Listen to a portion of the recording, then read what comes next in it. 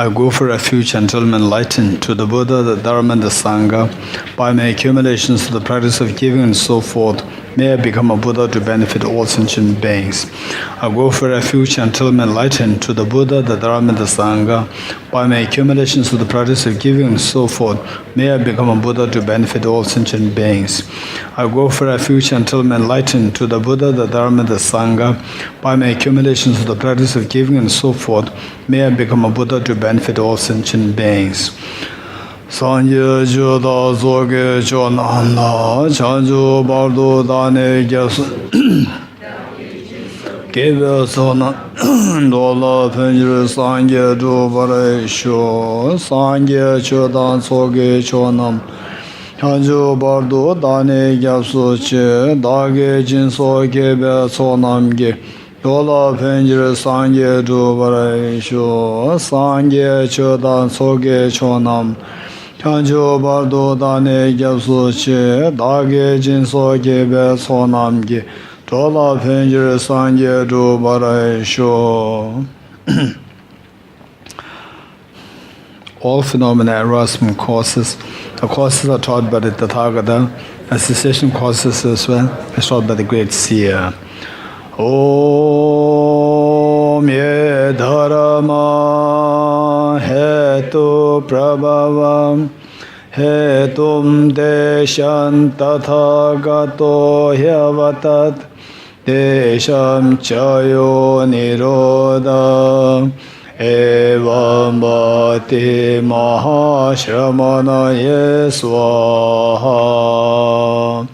Om ye dharma hetu prabhavam hetum tesham tathagato hyavatat desham chayo nirodha evam bhati mahashramanaye swaha. Om ye dharma hetu prabhavam hetum desham tathagato hyavatat desham chayo nirodha evam vati mahashramanaye swaha. Page 17, Heart Sutra Mantra. Tiyatha Om Gati Gati Paragati Parasamgati Bodhi Swaha. Tiyatha Om Gati Gati Paragati Parasamgati Bodhi Swaha. Tiyatha Om Gati Gati Paragati Parasamgati Bodhi Swaha. Tiyatha Om Gati Gati Paragati Parasamgati Bodhi Swaha. Tiyatha Om Gati Gati Paragati Parasamgati Bodhi Swaha. Tiyatha Om Gati Gati Paragati Parasamgati Bodhi Swaha.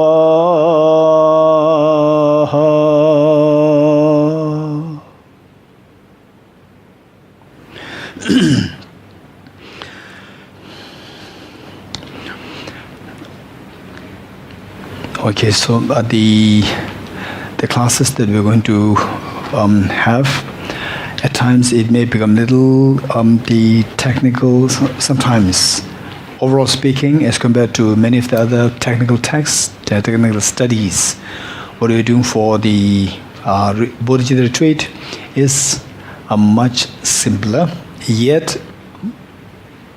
by no means I see it less intense than other the classes, and yet because we're all spending time together, we're able to maintain the momentum. Because of the momentum, even the complicated things, you don't find it as the challenging. So this is the benefit of being together from morning till the evening. So that is the benefit. And still, particularly, say, some of the newcomers may find it little technical. Don't worry. And enlightenment is not just 11 days. For sure, those of us who are more into this for the last many years, into Dharma studies, reflection, meditation, so you know what it is, and that we should have a little bit of patience.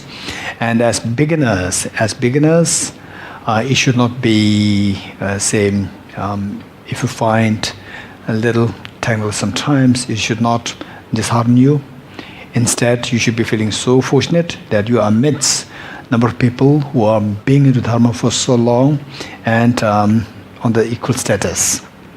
Right? So equal status meaning that you are learning the same thing. So which means that the pace at which the beginners you're going to learn is going to be much faster,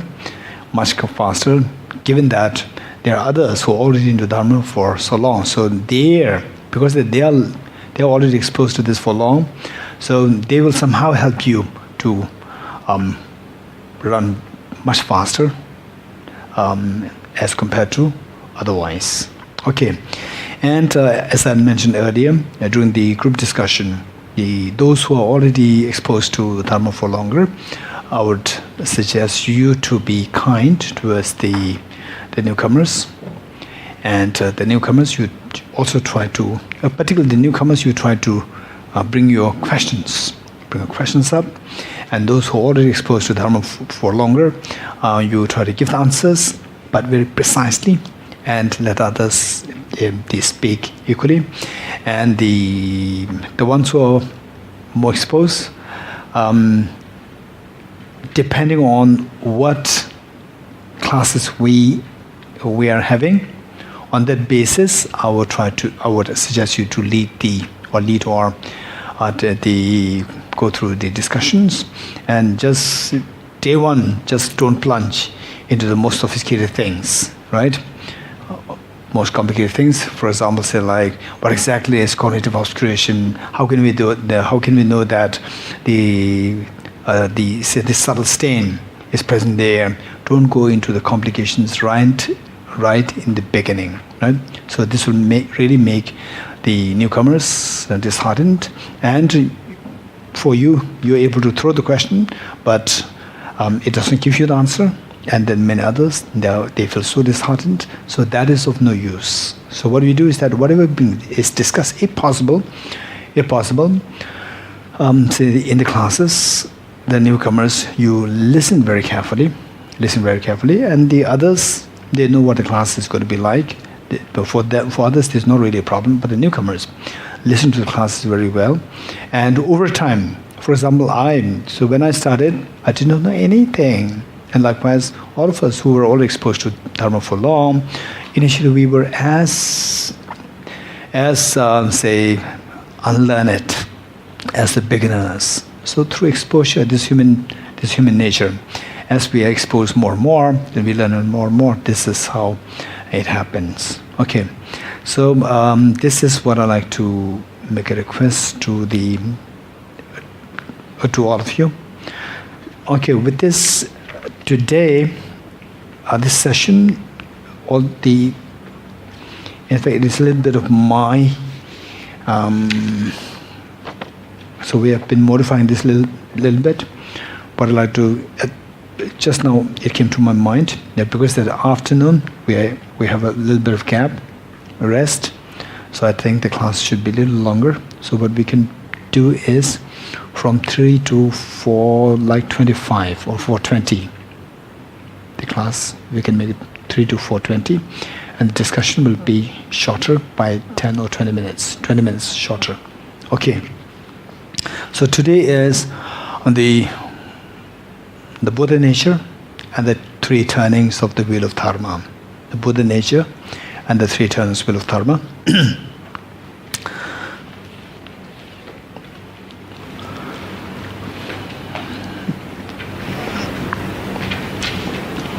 Arya Maitreya, the future Buddha, referred to as the future Buddha, Arya Maitreya.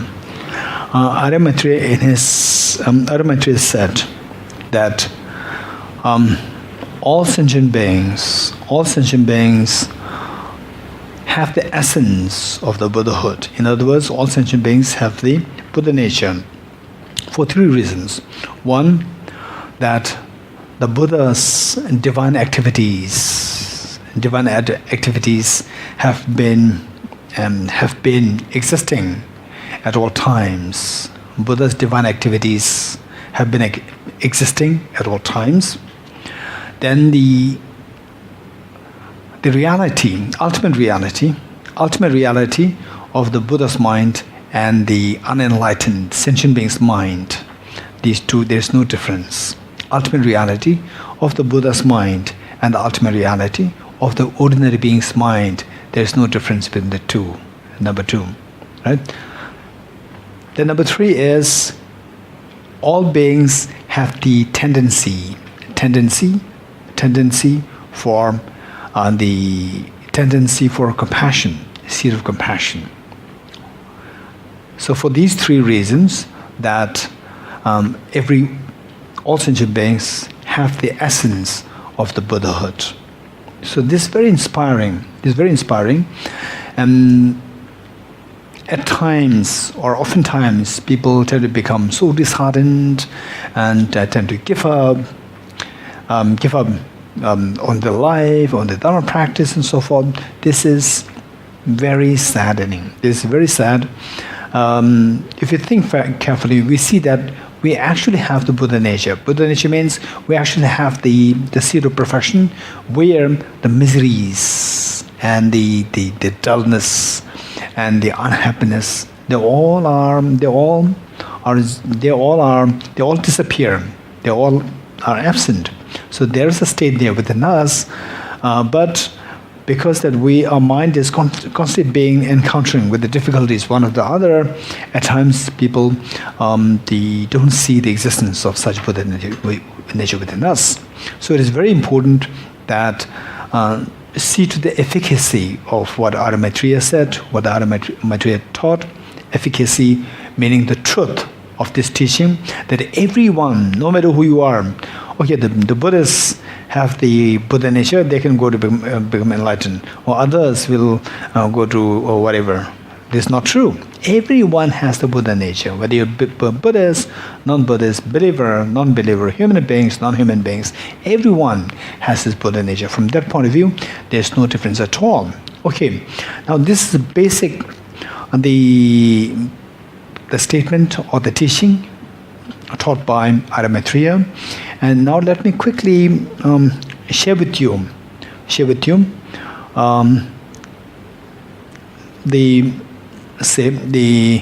in the sutra means those taught by the Buddha. In sutra, Buddha very clearly indicated masam jume shira paruchi maye mega wo namge susurani ishi ju ba tusum gebe yumla chasen lo. Masam jume, beyond utterance, beyond thinking, beyond thoughts, beyond utterance, beyond thoughts, beyond expression, beyond utterance, beyond thoughts, and beyond expression, Masam Jume Shera Parishin is the perfection of wisdom. Shera Parishin. Maye Miga Namge Ngoni. This is of the nature of, this is unborn in nature, unborn and unceasing in nature, like space. Namge Ngoni But this is to be realized through self. That this is to be understood, or this is to be penetrated through self-realization. This ultimate reality is the mother. This perfection of wisdom is the mother of all Buddhas of the three times. Okay, let me say this again. This perfection of wisdom is beyond utterance, beyond thought, and beyond expression. Like space, it is unborn and the unceasing. This is an object of self-realization. And this is the mother of all the Buddhas of three times. Okay, so this is indication of the wisdom of emptiness. What exactly is wisdom of emptiness? What exactly is this perfection of wisdom? And you may not be wondering as to what is being said here. So this is a very auspicious beginning. Very auspicious beginning. And here on this land, Jambi, is a land where there's greatly enlightened Bodhisattva Lama Selingpa. Lama Selingpa is how the Tibetans very fondly call him with such reverence and affection. Lama Selingpa, the guru from the land of gold, Lama Selingpa. And this is where an 11th century great saint, Atisha Dipangara Shriyana, he himself, being a great enlightened being, a prince by birth, and he went to Virgamashila University, and then also at times was also in Nalanda University, and he was a topper in terms of scholarship in Virgamashila as well as Nalanda University. And at one point, when the great Saint Naropa, I hope most of you already heard about this great Saint Naropa, who was in turn the teacher of Jesu Marpa. Jesu Marpa, who in turn was the teacher of the Jesu Milarepa, the great saint. Okay, so that was all in the 11th century AD. So this, at one point,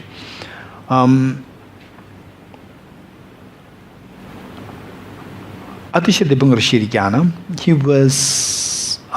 he was coming to meet Naropa, the great saint Naropa.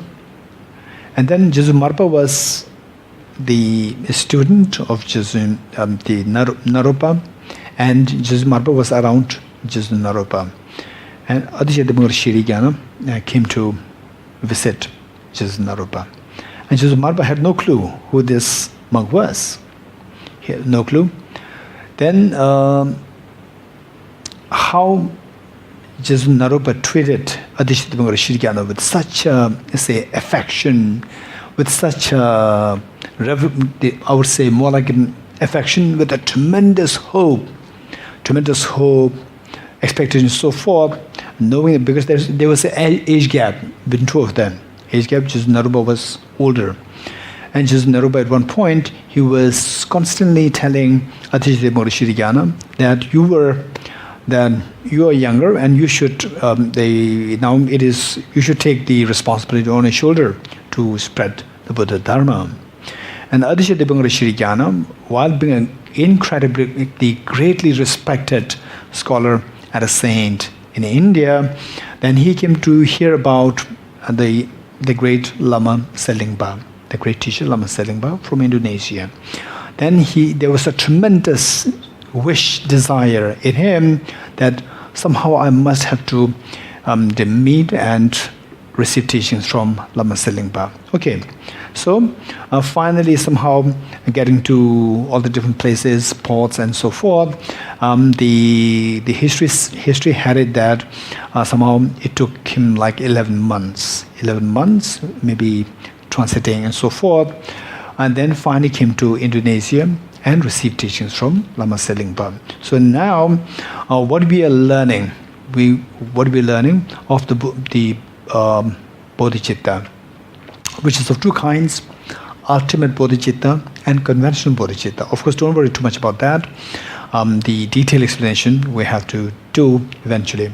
So the ultimate bodhicitta and the conventional bodhicitta, particularly pertaining to the conventional bodhicitta, Atisha Devangara Shri Jnana received the pit instructions from Lama Selingpa. So this is a place where all these teachings came from. And in fact, the tradition of the bodhicitta practice in Tibet, we see that somehow all the stream of the bodhicitta teaching, conventional bodhicitta teaching, it all originated from here. Atisha Devangara Shri Jnana received the teachings from here. Then he went back to India, and then the Tibetans, they came to India to receive to request Atisha Devangara Shri Jnana to come to Tibet to give teachings. So this is how now what we are learning, what we are practicing, the bodhicitta, particularly the conventional bodhicitta, is all the coming, or is all inherited from Lama Selingpa from Indonesia. So it is for this reason that last year when we were having the retreat in Bali, and then later on, again the retreat was planned, and I requested Wenla if something can be done to organize it here, and then he so kindly did it, and we are very fortunate. So let us keep in mind that in this place, imagine 1,000 years ago, when Lama Selingpa was still alive on this land. So just what this place is like, say the teaching on bodhicitta must be so prevalent, and the practitioners, the monks here and there, all discussing about bodhicitta, all discussing the two methods, and so forth. And then Lama Selingpa available here. So this land of the Mahayana teachings, unfortunately, it has just gone through such a karmic degeneration. And Lama Selingpa, and the Lama Selingpa, he must be feeling, very sad. But the thing is that this is the sentient being's karma. We can't, sentient being's karma. But we are very fortunate. We have come here, and it is like Lama Selingpa being in the lineage guru. We should talk to him. We should make promise to him that we are here to revive your teaching, and not only in Indonesia, but to revive it in the whole world, in the whole universe. So let us wholeheartedly make, while during the next 11 days, let us make commitments, prayers to Lama Selingpa and all the Buddhas and Bodhisattvas that we are. And then Buddha Shakyamuni, who initially taught this, and then now today His Holiness the Dalai Lama in India and traveling abroad all over to spread this message of compassion, bodhicitta, all over. So let us make commitments to them that to the best I can, I will proliferate, I will shine this light of the bodhicitta within myself, and then spread it to all dear sentient beings. So if we do this, then the whole purpose, for sure Lama Selingpa, he would be so happy, and this would be the greatest service to all the Buddhas and Bodhisattvas from our side. Okay.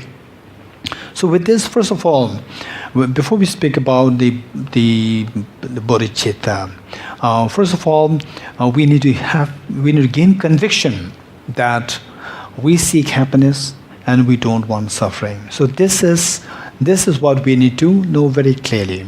Once we know this, then the happiness which we seek, the storehouse, the reservoir of this happiness is not outside, it is within us.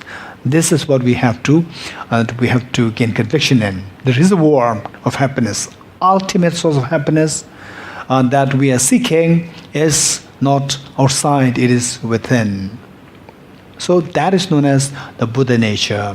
Buddha, oftentimes people ascribe this to Buddhism, and this is wrong. Buddha simply means the awakened one. Buddha means awakened one. Anyone can be awakened, but through concerted efforts, through concerted efforts and through a very systematic approach.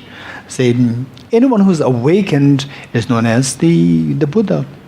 It is not to be confined to Buddhism.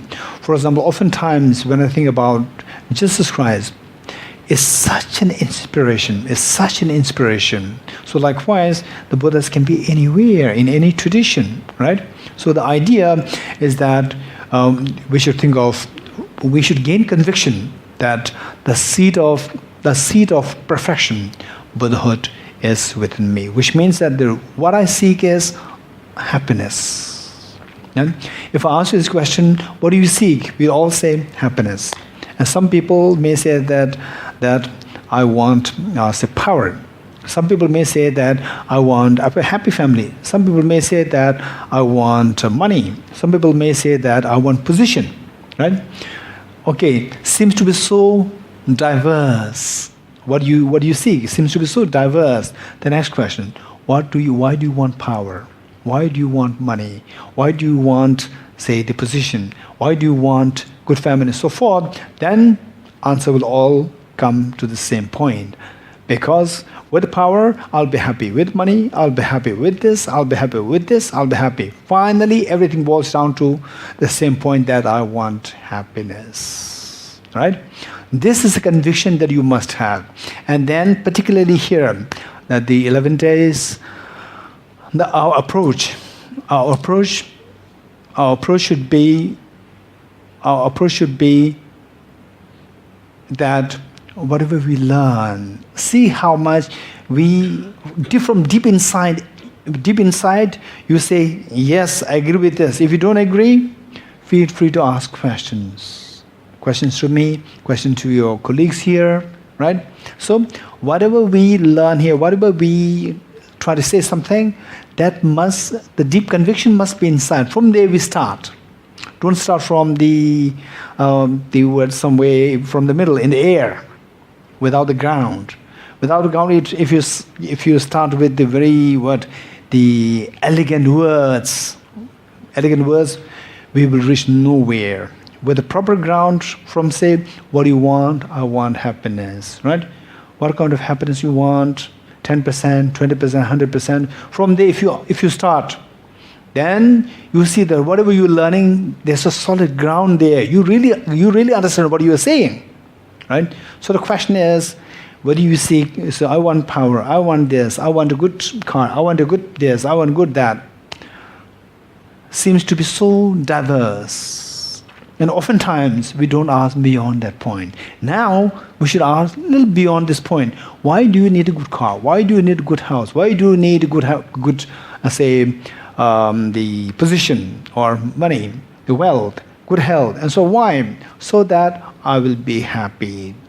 To the second question, all answers will come to the same point. That is, I want happiness. You agree with me? If you agree, we go to the next step. What degree of happiness do you want? 10%, 20%, 80%, 90%, 100%? What degree of happiness do you want? Okay, we never thought about this.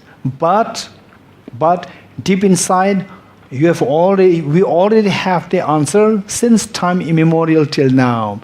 But we could not articulate. We could not articulate what we were thinking.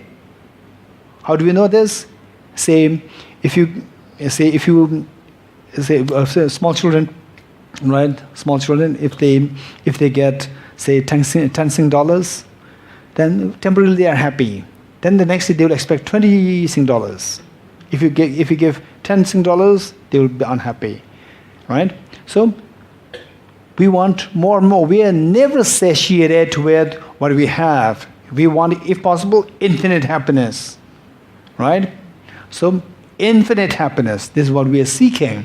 We could not articulate this. And this is actually what is happening in our mind. What we seek is not only happiness, we seek infinite happiness. Infinite happiness. Okay. The next question. Is that possible? This next question. Can we achieve that infinite happiness? Right? Okay. If you go like this, then we see that whatever we learn, we gain conviction in this. We gain conviction, and the methods, eventually, that we're going to learn in order to make us rich to the level we want to go. So they seem to be so real, not like, say, the fairy tales.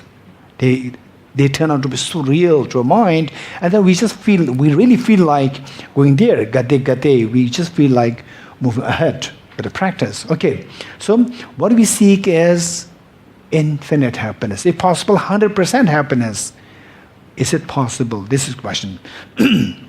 Okay, so the Buddha, what we call as the Buddha Shakyamuni, the one we revere as the Buddha Shakyamuni today, Buddha who appeared 2,500 years ago, 2,600 years ago, this enlightened being. So he already achieved that level. Now the question is, can we achieve the same? This next question. So in this regard, the Arimathea said that we all have the same essence as what the Buddha Shakyamuni achieved. Because for three reasons. So I'm going to tell you the meaning that all the Buddhas, they are constantly spreading their activities and divine activities for the good of the sentient beings. So their activities to benefit us is always there, forever there, one. Then number two, that the ultimate reality of the Buddha Shakyamuni's mind and the ultimate reality of our mind, there is no difference between the two. Number two. Then number three, we all have this seed. We all have this seed of compassion, seed of proliferation into Buddhahood, meaning that seed which can eventually evolve into Buddha. So this is present in all of us. It is for these three reasons that all beings have the Buddha nature. All beings have the essence of Buddhahood. You getting it? Okay. So this seems to be a little technical. Don't worry.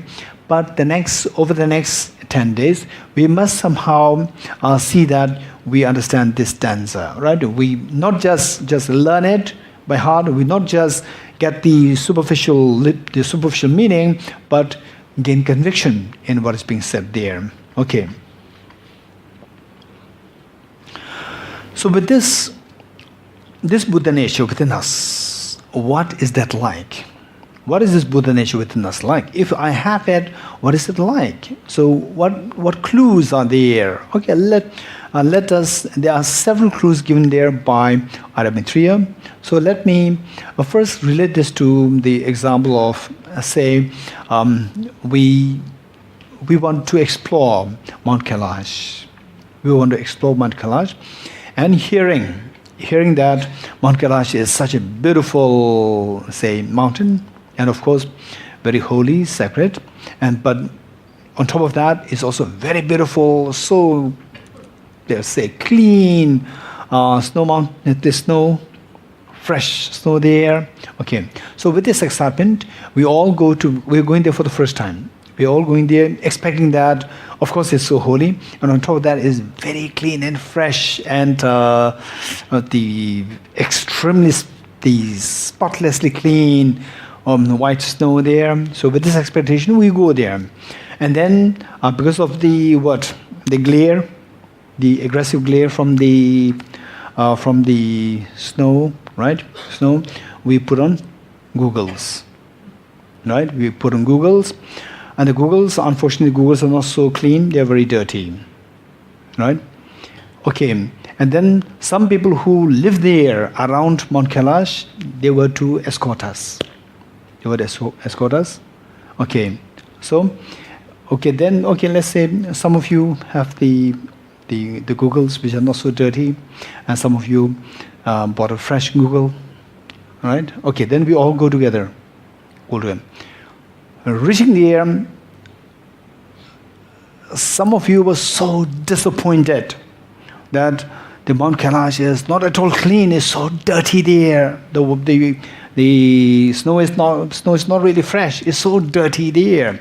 Whereas, and the second group of the people, they are so happy, as expected. It's so clean, so pure, so much of excitement, and one so disappointed, right? Okay, tell me.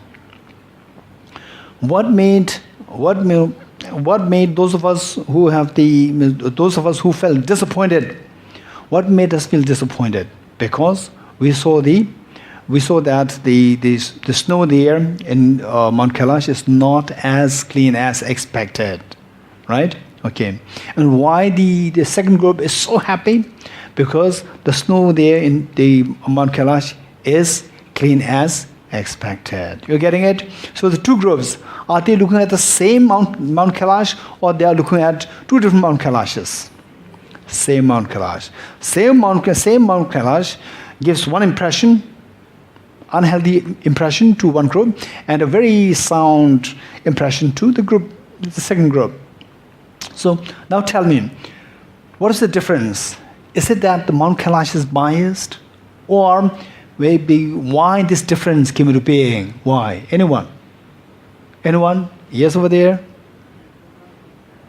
Exactly. The difference does not lie in the object. This difference does not lie in the snow there on the Mount Kailash, but the difference lies there on the Google, right? The spectacles, the glasses that you put on. Where the glasses were dirty, you see the snow mountain dirty. Where the glasses are clean, you will see the snow mountain clean. You're getting it? Okay. Now, you are being so upset and you go to Venla. Venla, what did you do? You brought to us here and then it's so dirty here. And Venla said, what happened? It's so clean, it's so pure. And then you said, no, it's so dirty. Venla said, you put my glasses. And then you put the Venla's glasses and it's so spectacular, it's so beautiful there. Right? Okay. Now from this, we come to know that the feeling of disappointment was not because of the object, Mount Kailash there. It was because of the very dirty glass through which you were interacting with the object. You're getting it? It's not the object. It's the dirty glass through which you're interacting with the object. Because that is dirty, we see the object is dirty. You're getting it? Now, let's now say of the two groups, one who is looking through a very clean glasses, so they are like the enlightened beings. The ones who are looking at the Mount Kailash through the dirty lens, we are the unenlightened beings. Object-wise, it's the same. Mount Kailash is the same. You're getting it? Now, if you want to see the Mount Kailash as clean, what should we do? We should clean the Google. We should clean the lens. You're getting it? Now, how many of you, when you go to anywhere, right? When you go to anywhere in the world, particularly the airports and the places which are not as clean, how many when you go there, sometimes you feel upset or disappointed that the things are not so orderly, not so clean? How many of you is over there? Anyone else? Okay, 1, 2, 3. We all had that experience, right? One time or another, we all had that experience of, say, feeling disappointed. Okay, now, and how many of you in your life, you felt really disappointed and very sad and gloomy in your life? How many of you had that experience? All of us, we had that experience. Okay, now, say, when these emotions of sadness, the gloominess, and so forth, these emotions, they arise through our mind interacting with the objects. You agree with me or not? Huh?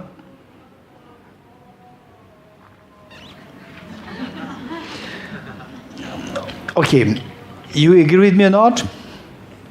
Say, when you look at this flower, particularly here, right? Tell me, what is your emotional reaction? What is your emotional reaction? Very pleasant, right? So we see that one thing that we need to learn is that whether I'm happy or unhappy, this is all determined by my emotional states.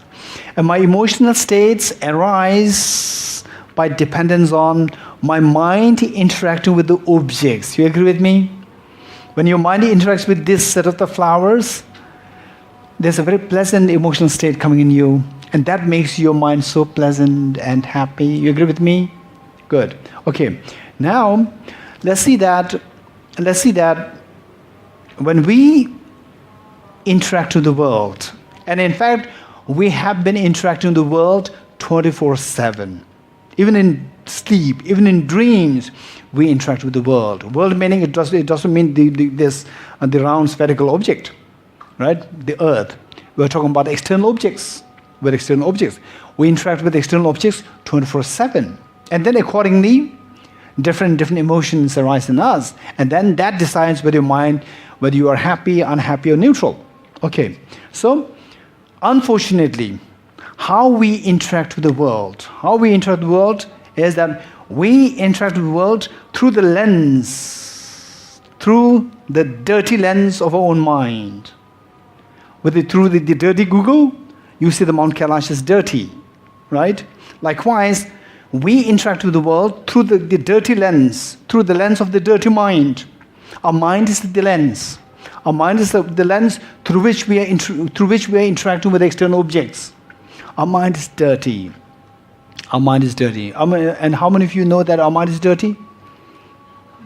Right? Okay. Our mind, easily we become irritated, agitated, angry, right? And easily they say very small things can easily stimulate anger, attachment, so forth, right? So this tells us how defiled our mind is. So we interact with the world through this lens of the dirty mind. There is no other medium other than this dirty mind for us at the moment. This is the only medium. When this is the medium, we see the whole universe as impure because we are using this dirty lens. When you use this dirty Google, of the very dirty Google, then the whole Mount Kailash is seen as so dirty, while it is very clean in reality. So there's no way, unless you remove this the Google, or you cleanse this Google, you will never see Mount Kailash is clean. Likewise, we interact with this world, we interact with the objects only through this lens of the dirty mind. What? If this dirty mind, the dirt, is cleansed, then you will see whole world. The world is not changed. The world is not changed. The world is same, but you will see the world very different as divine. The world is not changed. World is not changed, and of course, questions are there. I'll be so happy to take the questions later on, right? Say, but terrorism and all these things that they are there, they don't become divine. That's very true. Don't forget it. These questions are there, they should be dealt with separately, right? Meanwhile, we have to understand this very broad insight into what exactly is nirvana. You're getting it? So, when a mind is removed of the defilements, then when we interact with the world, we interact with this lens of the mind, which is clean, then we see the world as divine. So, now look, the object of the thing, the object which you are looking at with your dirty mind, that is samsara. Right? Say, which of the two you like to see? The same Mount Kailash with dirty lens or with the clean lens? With the clean lens. Right? You want to enjoy Mount Kailash with the clean lens and not through dirty lens. You're getting it?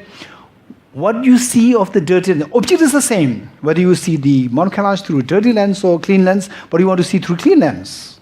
Object is the same. What's the difference? There's a difference in the subject. Clean subject and the impure subject. You getting it? Okay. When you look at the same object with the clean subject or the clean mind, you see that same object in the form of nirvana. When you see the same object, what is seen as nirvana by the clean lens, you look at through a dirty mind, you see it as very defiled. That is samsara. So, are these two things or two different things or the same thing?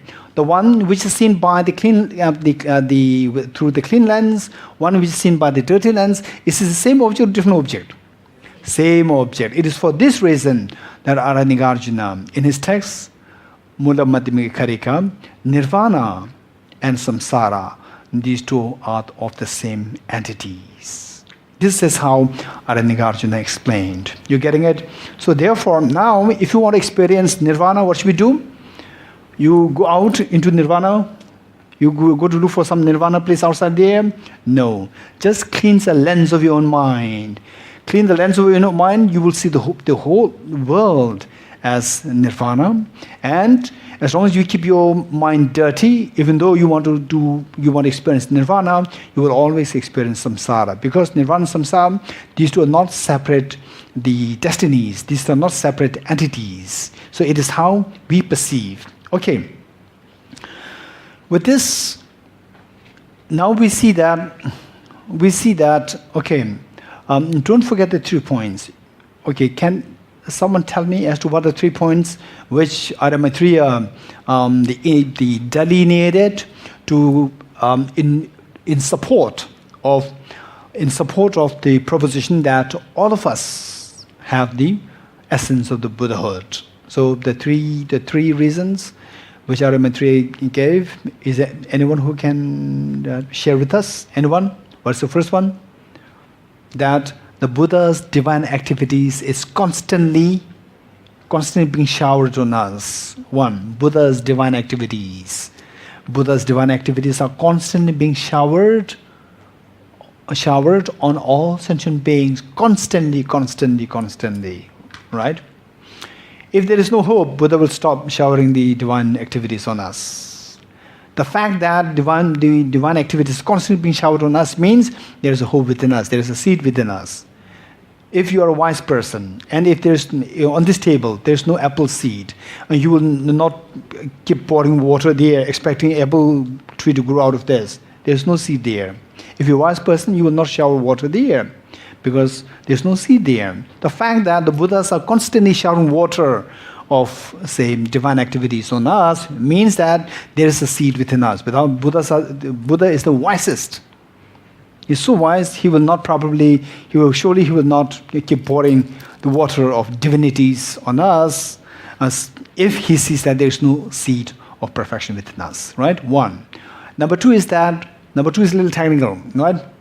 Okay, how many of you want to promise me that number two, although it is difficult at this point, but on at least by day 8 or 9, I will get a glimpse of it. Okay, how many of you want to make commitment? Okay, number three, if you gain conviction in Buddha nature, point number two, then the imprint of Buddhahood that you're going to leave on your mind is going to be so profound and so precious that no doubt Aranyakarjuna, the Buddha Shakyamuni, they will all be making sure that you reach Gate Gate, Paragate, Parasamgate, Bodhisattva. This is for sure, right? So this second point is so important. Let me first just quickly enumerate what that is, and then later on, right, our job is to explore this and connect this to our understanding, to our gaining insight, gaining conviction in this very profound Buddha nature within us. Okay. That the ultimate nature, ultimate reality of the Buddha's mind and the ultimate reality of sentient being's mind, our mind, there's no difference. There's no difference between ultimate nature of the Buddha's mind and the ultimate nature of the sentient being's mind. There's no difference. Right? Okay. And particularly those of us here who are new, who are beginners, you may be wondering, in the first place, what does it mean ultimate reality? And in second case, how these two are not different, right? So these questions are there. And make sure that by day 7, you get the answer, right? And the new beginners, no exception. You should also get the answer. Okay, all of us will try to get the answer. And this not, of course, it is a little technical, but given that you have come all the way with tremendous enthusiasm, commitment, and in various forms of sacrifices that you made, and you came here, then say the time, energy, and so forth. And we've been together for like 24/7, we're together. So all these factors together, particularly your determination, your, say, the perseverance, your determination. So from this, we will say that by day 7, day 8, we will get something out of this, right? Okay, this we'll surely get. Okay, if not, don't come to me, go to Venla. Okay, right? Okay, so with this, the second point is what? The second reason is, the second premise. The second premise is that the ultimate reality of the Buddha's mind and the ultimate reality of the ordinary being's mind. My mind, let's say, each one of us, let's say, my mind, ultimately my mind, there's no difference. Ultimate reality. My mind and the Buddha's mind, there's no difference. It's not true. There's a stark contrast. Buddha's mind is so pure, my mind is very dirty. But the ultimate reality of the Buddha's mind and the ultimate reality of my mind, there's no difference between the two. Don't forget it, right? This is so, so precious. Okay. Number 3 is that everyone has the seed of compassion. Everyone has a seed of compassion. Compassion means wanting to help others, wanting to relieve others of the miseries and pains. So this seed can blossom to the perfection of helping others, which is Buddhahood. For these 3 reasons, all beings have the Buddha nature. Right? Okay, don't forget this.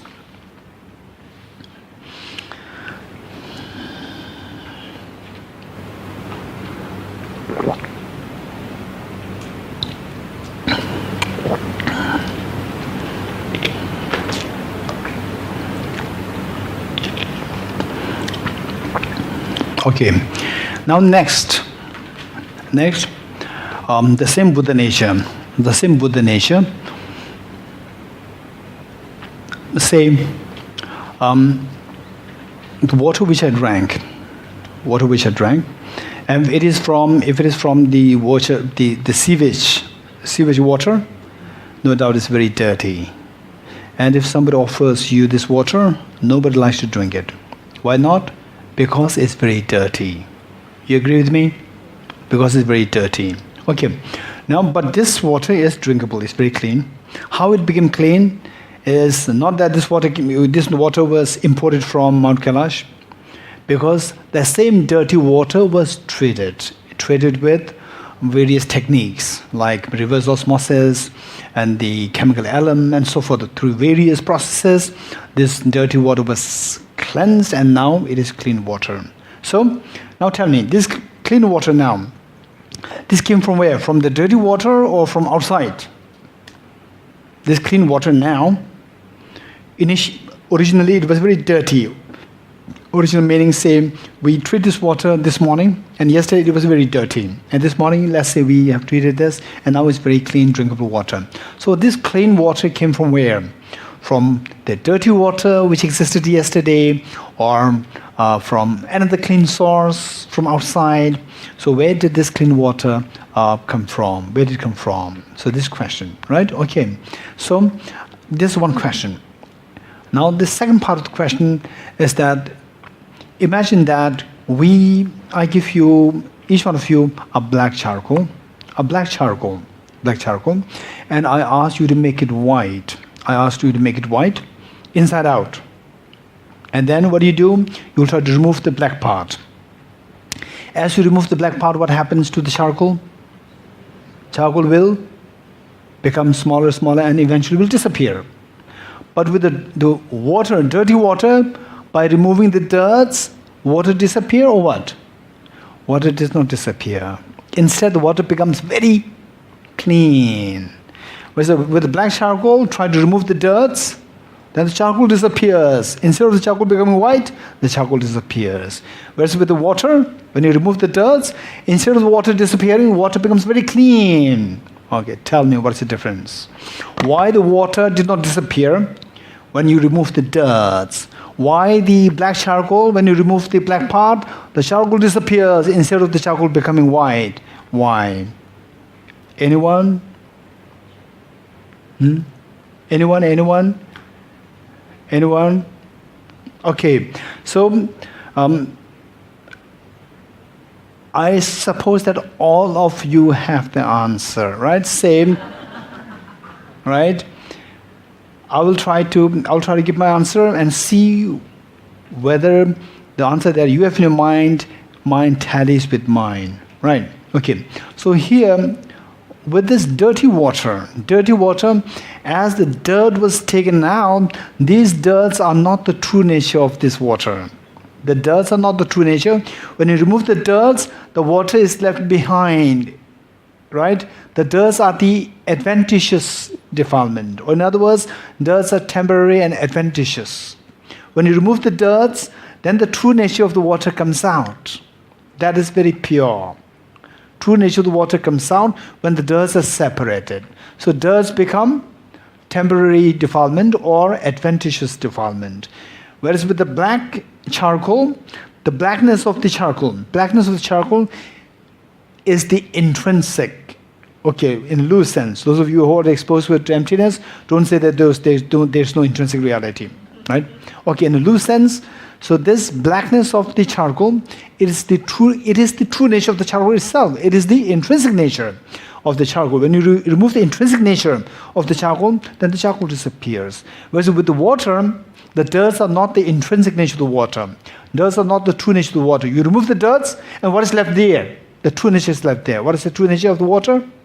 Very clean, pure water. You are getting it? So our mind, however dirty that is, however dirty our mind is, it is not like the black charcoal. It is like the dirty water. Right? Now tell me, with this much of understanding, tell me, okay, this water which is so clean, drinkable now, and another water which is freshly taken from the sewage, right? So these two water, say which is clean and which is dirty. The water in my left hand is clean, and the sewage water in my right hand is dirty. Now tell me, I'm not talking about the two water, I'm talking about the true nature of the two water. So this true nature of this clean water and the true nature of the dirty water, which is cleaner? Same. Very good. Just in a few minutes, you got it. Then for 11 days, you're going to be in Gade Gade Paragate, Parasamgade Bodhisvaha, right? Amazing. Okay, very good. So likewise, now imagine with the very clean water and the dirty water, the true nature. When you speak of the true nature, these two are the same. There's no difference. Likewise, a diamond which is so clean and a very dirty diamond, meaning, say, dirt from outside, deep inside, which of the diamond is cleaner? Same. Right? Same. Likewise, our mind is like the dirty water, and the Buddha's mind is like the clean water. You're getting it? Although the water per se, there's a difference in the cleanliness, but the true nature, when you talk about the true nature of our mind, which is like the dirty water, and the true nature of the Buddha's mind, which is like the clean water, which is cleaner? Same. So therefore, when you speak about the true nature, of the Buddha's mind and the true nature of our defiled mind, there's no difference. It's the same. You're getting it? So now, speaking about the true nature of our mind and the Buddha's mind to be same, so this has to be understood on two levels. One is conventional level and one is ultimate level. You're getting it? What we are talking of now is on the conventional level, whereas what Arya Maitreya spoke of is ultimate reality of the Buddha's mind and ultimate reality of our mind. There's no difference. So that is on the ultimate level. You're getting it? We should know the sameness of the true nature of the Buddha's mind and our mind on both the levels, ultimate level and the conventional level. For the ultimate level, for the time being, we just know this, and who's going to volunteer that before 7 days, somehow we have to touch this question. Otherwise, on 7 days, you should know this. Okay, tell me, who's going to volunteer to ask this question? In case, if I don't touch in between, who's going to volunteer to remind this question? The question that how do we understand the ultimate reality of the Buddha's mind and the ultimate reality of our mind, there's no difference. How can we understand this? So this question, somebody should remind me, ask me again, say before day 7, or let's say day 8, extend one day further. Say before day 8, somebody should remind me. Who's going to volunteer to ask this question to me? In case, if I don't ask over there, your name? Edward. Okay, so Edward is going to remind us, right? Remind us this question. The question is, how is it the case that the ultimate reality of the Buddha's mind and the ultimate reality of our mind, there is no difference? How is it so? Right, this question. Okay, Edward will remind us, right? So by then most of us, I would say all of us will have answer, right? So I may not give the answer. Somebody should give the answer. Okay, right? Okay, now with this Buddha nature, if you think like this, if you really think about it, and you get some clue that that's very true with the water, the dirty water and the clean water. Clean water, I just embrace to drink it. The dirty water, I will just throw it away. But when you speak about the true nature of the two, there's no difference. Even to get a glimpse of this, and then mind, which is so dirty, and the Buddha's mind, omniscient, perfect. The true nature of these two, there's no difference. Wow, even to just get a glimpse of this, it inspires. It is such an inspiration for all of us. It inspires us so much, right? And then it gives such a joy that I'm not ordinary person. I'm not such a hopeless person. This I, this self, this person has a tremendous capacity, tremendous treasure inside. Right? This treasure, I must unravel this treasure. So this feeling of inspiration, enthusiasm, perseverance will come to us. This is so precious. Okay.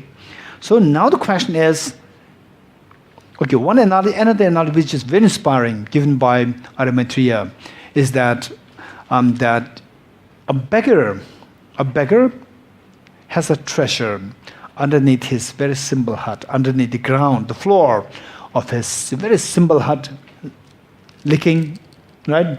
The water dripping from the very simple hut during the monsoon, and he's so poor. But underneath that very poor floor of his simple hut, underneath there was a huge treasure there, massive treasure there. Now, as long as the person doesn't discover the treasure beneath his own floor, he will remain a beggar. The moment he discovers this treasure, he is no more beggar. Perhaps he may be the richest in Singapore. Right? He may be the richest person. Or he or she, we never know. He or she, right? So with this is exactly what we are. We see that sickness, aging, death, dissatisfactions, then anxiety, angst, depression. We have been constantly tortured, tormented by the mental states. So we're so poor. We don't want these. We want happiness. We are deprived of all this, the happiness that we seek. So we are like this very poor beggar, right?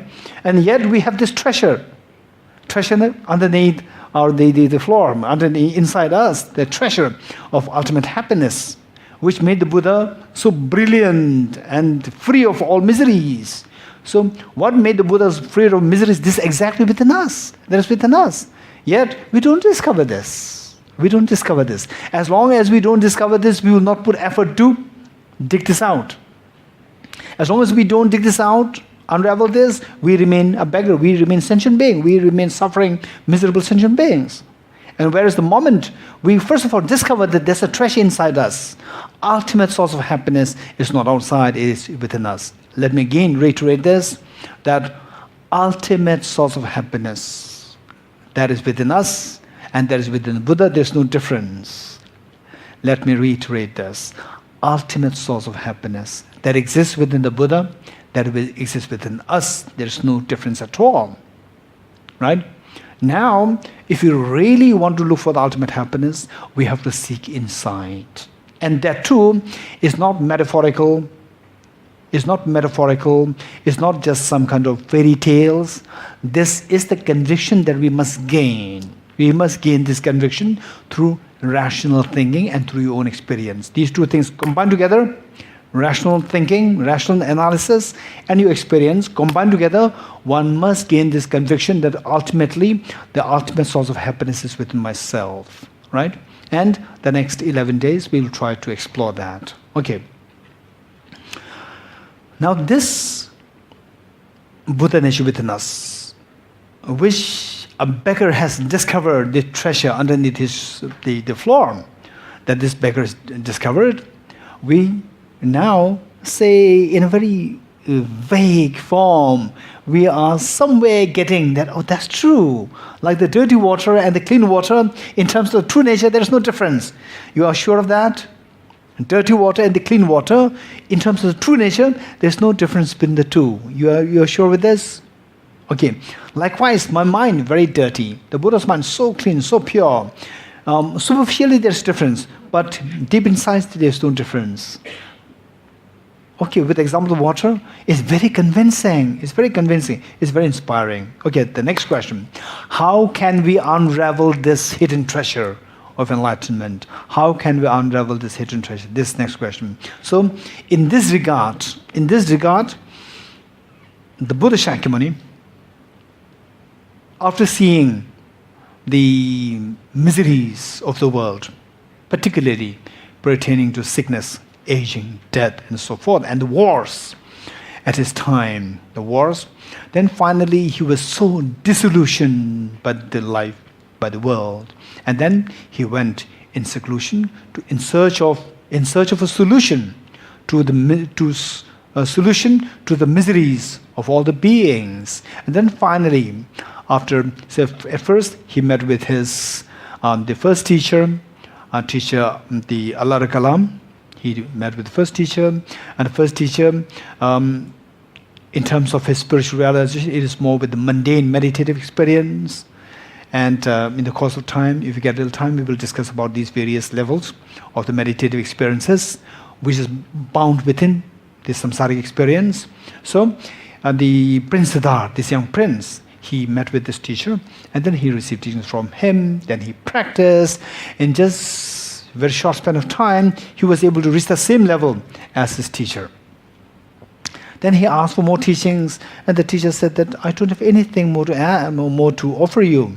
So you already reached the same level as I reached. And then the teacher offered him to stay with him, and all other students are his student also. But Prince Siddhartha, this young prince, said that I'm very thankful to you, but I came here to look for the answer to all the miseries, but still I did not get the answer. Then he went in search of another teacher. So next he met with his second teacher, Udreka. The teacher's name is Udreka, teacher Udreka.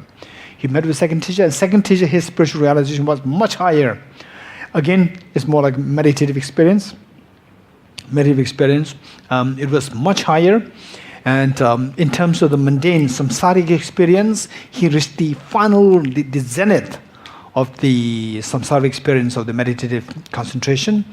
And then the Buddha Shakyamuni, the Prince Siddhartha, he was trained under him, and very soon, again he reached the same level as his teacher, asked for more the teachings, and the teacher said the same thing. So again, the Prince Siddhartha, he went in search of the further path, more profound path, as an answer to all the miseries that beings are going through.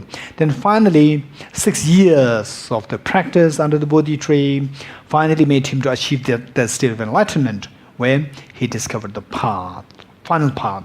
And then, having achieved enlightenment, the purpose is for him to benefit the sentient beings, help the sentient beings. Now, after achieving enlightenment, the Buddha remained 49 days of silence. The Buddha did not teach at all for the next 49 days. He remained silent. And then the kings of the Devas and Devis, Indra, Brahma, these kings of the celestial beings, and through their clairvoyance, they could sense that Prince Siddhartha attained enlightenment under the Bodhi tree. And then they were expecting Prince Siddhartha to they turn the wheel of Dharma. To turn the wheel of Dharma meaning to give teachings, to dispel the darkness of ignorance. And to their surprise, they sense that the Prince Siddhartha, after achieving enlightenment, then becoming the fully awakened one, the Buddha Shakyamuni, he was not giving the teachings. And then the two kings, the kings of the celestial beings, they descended on earth and made prostrations to the Buddha and requested to turn the wheel of Dharma. And then the Buddha said one stanza. This is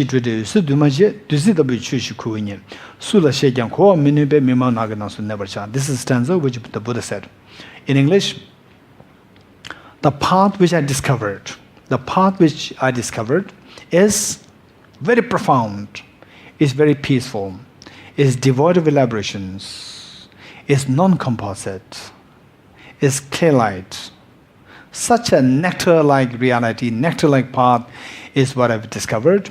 Finding no one who can fathom the depth of this teaching, I rather retire into the woods. This is what the Buddha said. Let me say this again. The path which I discovered is very profound, is very peaceful, is devoid of elaborations, is non-composite, is clear light. Such a nectar like the path which I discovered is so profound, hardly I can find anyone who can fathom the depth of this teaching.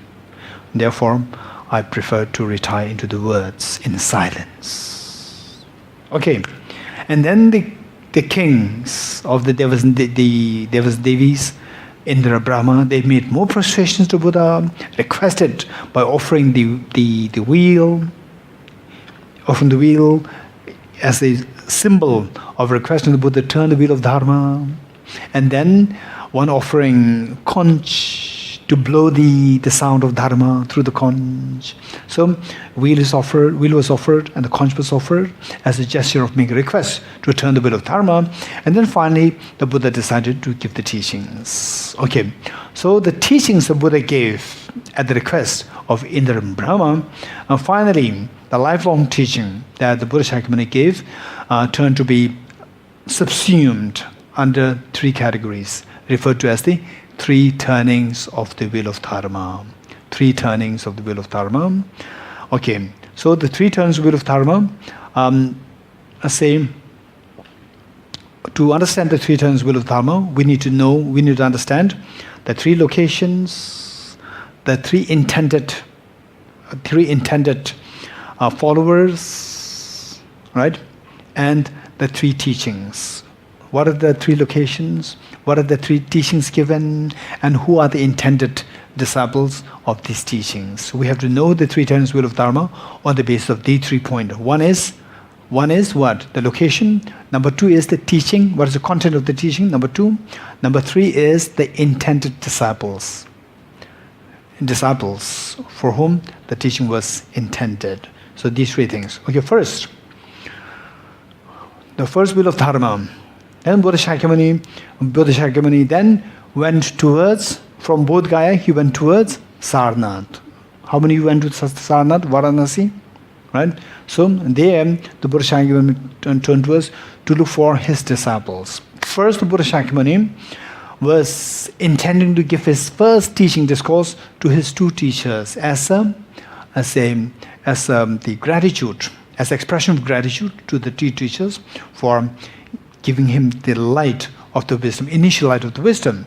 So then realize that the 2 teachers passed away since long time ago.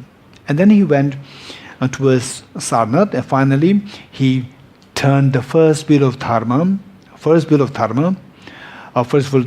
Sarnath.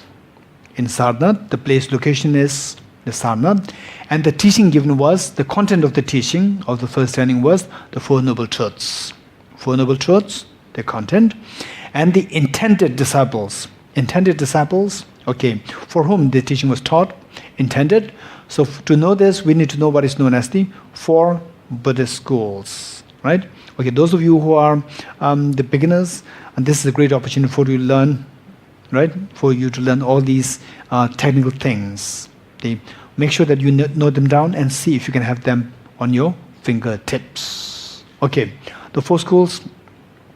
The first one, don't they alter the sequence. First one, Vaibhashika, Vaibhashika, V-A-I, Y, V-A-I, B-A, S-H-I-K-A, Vaibhashika. One. And sometimes when we discuss with other people, you may feel overwhelmed. We may feel so disheartened. Oh no, there are so many divisions, so many things. I cannot possibly do this, right? So those of us here who are already exposed to this for the last 30, 40 years, right? It's not because that they are so good, because of the time they are able to learn all these things, like myself, right? Okay, don't feel disheartened. So our job is just keep going, note them down, and see how much you can revise them, see how much you can put them, have them on your fingertips. Just try your best. And believe it or not, eventually it will come. Eventually, then the new students will come. And then you may have everything by your heart. Yeah, right? You may say this, and new students will feel so amazed by you. And actually you are like the new student today. Right? So this is how it happens. So the thing is to just keep going and you will get there. So don't worry about it. Okay, Vaibhashika, number 1. Number 2, Sautantrika. Sautantrika.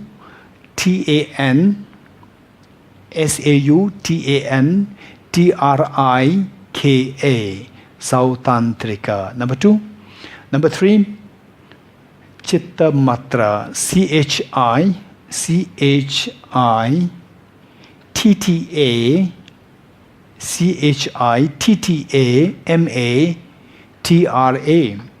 Chittamatra. Chittamatra. Even to pronounce it is quite technical, right? But you will become expert, don't worry. Chittamatra. The next one is Madhyamaka. M-A-D-H. Don't worry, it's very easy. It'll take time. M-A-D-H-Y-A, Madhya, M-A-D-H-Y-A, Madhya, M-A-K-A, Madhyamaka. And some Madhyamika, M-I-K-A, right? So some make the distinction. Madhyamika is like the person who is holding this philosophy. And the philosophy per se is Madhyamak. This is how some scholars distinguish. Okay, as long as we know Madhyamaka or Madhyamika, that's same. For timing is same. Madhyamika or Madhyamaka, right? So what are the 4? Vaibhashika, Sautantrika, Chittamatra, and Madhyamika. Okay, so now you want more divisions? Okay, the 4th one. 4th one further divided into 2. 4th one further divided into 4th one. 4th one further divided into 2. Svatantrika Madhyamika. Sva, S-V-A, T-A-N, S-V-A, T-A-N, T-R-I-K-A, Svatantrika, then Madhyamika. You just add that. Svatantrika Madhyamika. And the other one is Prasangik Madhyamik. Prasangika or Prasangik is same. Prasangika Madhyamik. Prasangik. P-R-A-S-A-N-G-I-K-A.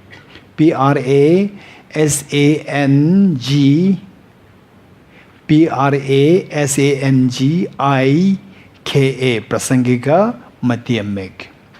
Svatantrika Madhyamik, Prasangika Madhyamik, right? Okay, some of you may be, even to pronounce it is difficult. How can I possibly remember them by heart, right? That exactly happened to me, right? We all learned this in Tibetan. In Tibetan, they're already translated. And then, for the sake of my friends like you, I have to learn everything in Sanskrit. I have to learn everything in English, right? So for me, I don't really need to learn English or Sanskrit. I learned everything in Tibetan, right? But for you, I have to learn in English also. I have to learn in Sanskrit also, right? So in your case, just learn one. That's good enough, right? Okay. So,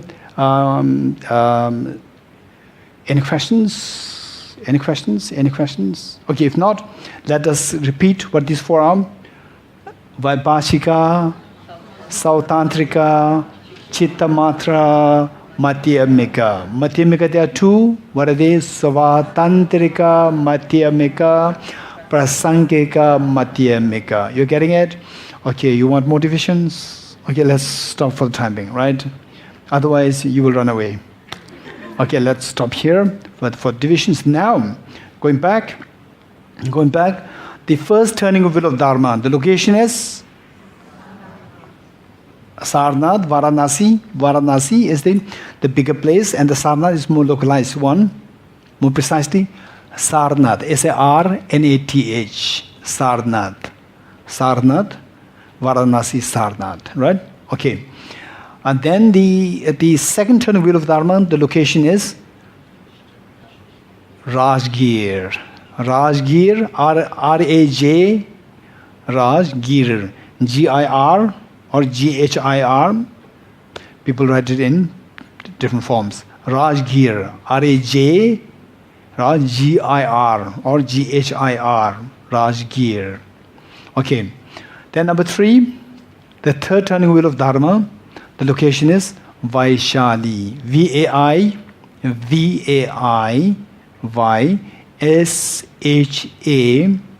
Vaishali, L-I. V-A-I-S-H-A, Vaisha, L-I. Vaishali. Right? Okay. First turning wheel of Dharma, what is the location? Sarnath, Varanasi. Second turning wheel of Dharma, Rajgir. Third turning wheel of Dharma, Vaishali. Very good. Now the content matter. Okay, the most important thing is the content matter. Right? Okay, before content matter, I should speak about the disciples or the followers, for whom the teaching was taught. First turning wheel of Dharma. First turning wheel of Dharma of the 4 schools, 4 followers of Buddhist schools. First turning wheel of Dharma was mainly for the people, the followers of the Vaibhashika school and Sautantrika. First 2 schools. The followers of the first 2 schools, Vaibhashika and Sautantrika school. So these followers, they are the chief recipient, the followers, the disciples of the first turning of wheel of Dharma. Right? Second turning of wheel of Dharma is number 4. The followers of the 4th school. What is the 4th school? Madhyamika school, 4th school. The second turning wheel of Dharma is for the followers of the 4th school. Of the 4 schools, the 4th one. What is the 4th one? Madhyamika. 4th one is the Madhyamika. So the followers of the 4th school is the recipient of the second turning of wheel of Dharma. You're getting it? Second turning wheel of Dharma. And third turning wheel of Dharma, interestingly, what happens was that first turning wheel of Dharma, to just give you a clue, just a clue, you may remember, you may not remember, don't worry, and eventually you know this. That's not difficult. For the first time, just to connect, to make greater sense of this. First turning wheel of Dharma, the Buddha taught the 4 Noble Truths. And the Buddha taught the 4 Noble Truths saying that everything exists truly. Right? Okay, we look at this flower. How does the flower exist? Like a dream, your mind is creating it. Or it's right there, from the object it exists. How does it appear? How does it appear? Half-half, like illusion? Or from the object? It appears from the object. You're getting it? So this is known as truly existent, truly existent. First turning of the wheel of Dharma, the Buddha said everything exists truly. So the disciples or the followers of the first and the second school, they are very happy. Then the second turning of wheel of Dharma, the Buddha said nothing exists truly. Second turning wheel of Dharma, in Rajgir, the Buddha said nothing exists truly. Nothing exists truly. Right? Then the 4th school, the followers of the 4th school, they were so happy. Followers of the 4th school were very happy. Okay, so this is why. This is only if nothing is truly, then we can achieve nirvana. That's possible. So Buddhahood we can achieve. Okay, everything. So the Buddha said it, we are very lucky. So the 4th school is happy. Now which school is left? Chittamatra. 3rd school is left. Chittamatra, they became confused. First turning, the Buddha said, everything exists truly. Second turning, the Buddha said, nothing exists truly. Now, which is true? Which of the two teachings is true? So, the third group, following Chittamatra, they were confused. So, to help them, the Buddha taught the third turning of the wheel of Dharma. Third turning of the wheel of Dharma is to help Chittamatras. Chittamatra philosophers. You're getting it? Okay. So the third turn of the wheel of Dharma taught in Vaishali to Chittamatra followers. Now in terms of the subject matter, first turn of the wheel of Dharma is what? Subject matter is chiefly Four Noble Truths. Four Noble Truths. And second turn of the wheel of Dharma is, technically it is known as Tsingi Mebe Chogur, the wheel of Dharma, or the wheel of Dharma of characterlessness. The wheel of Dharma of characterlessness. Meaning, wheel of Dharma, whose main subject matter says nothing exists truly. Okay, so first we need to know the technical term. The wheel of Dharma of characterlessness. The first one is the wheel of Dharma of Four Noble Truths. Second one is the wheel of Dharma of characterlessness. Character here referring to true existence, saying that there's no true existence. The wheel of Dharma of characterlessness. And number three is the wheel of Dharma, the number the wheel of Dharma of clear distinguishing. The wheel of Dharma of clear distinguishing. So the Buddha made a very clear distinction. Why I said in the first turning that everything exists truly is because of this reason. Why I said that in the second turning of wheel of Dharma nothing is truly is because of this reason. He made the distinction, right? So the third one is known as the wheel of Dharma of clear distinguishing, right? Okay, so these are the three turns of wheel of Dharma, and I'm here to explain the three turns of wheel of Dharma in little detail. So that I'm going to explain tomorrow. So we'll stop here. So now is group discussion, tea and group discussion together. Okay, for the group discussion, as I said earlier, what we do is that particularly those who are more exposed to the Dharma already, you make sure that the group is going into what we have studied on that very day. Don't bring in those things which you're going to study later, or don't bring in those things which you have already learned from your say the other classes, complicated things, you bring it here, right? So these things for the sake of the others, make sure that at least what we did on this day is covered, or yesterday is covered. Once that is done, then you can go into the more complications. Okay, yeah, 3 questions. Okay, the dedication, I think there is a separate time, right? We have like 5:20 to 6:20, and I can, so maybe day 1, day 2 I may come for the dedication. Today I'll come for the dedication part, and then from tomorrow I may not come, right? So that's easy. So it involves a little bit of meditation and the mantra recitation and the dedication, right? Okay.